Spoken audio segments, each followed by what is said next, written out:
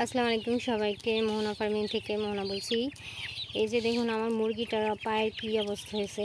এখানে এই জালির যেখানে জালি দেখা যাচ্ছে, এই জালির খোয়ারের ভিতরে সুতা পেঁচেছিল অনেকদিন, আমি খেয়াল করিনি। এখন পা ফুলে কী একটা অবস্থা হয়ে গেছে, আমার খুবই খারাপ লাগতেছে। মুরগির পাটা দুই রকম হয়ে গেছে দেখেন। দাঁড়াও, একটা অবস্থা।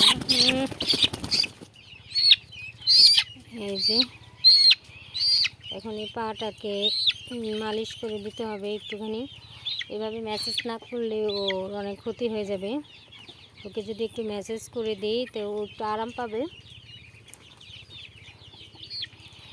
দেখেন এখন একটু ফুলা ভাবটা একটু কমে আসছে, নরম হয়ে আসছে। এতক্ষণ শক্ত ছিল বেশ। এটা মুরগি একটা,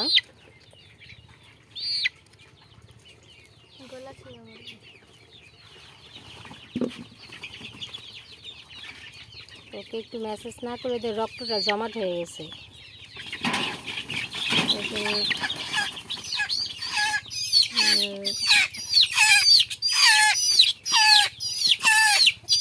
কি অবস্থা, দাঁড়াও। ছাড় হয়েছিল 11টা। কানের সামনে না।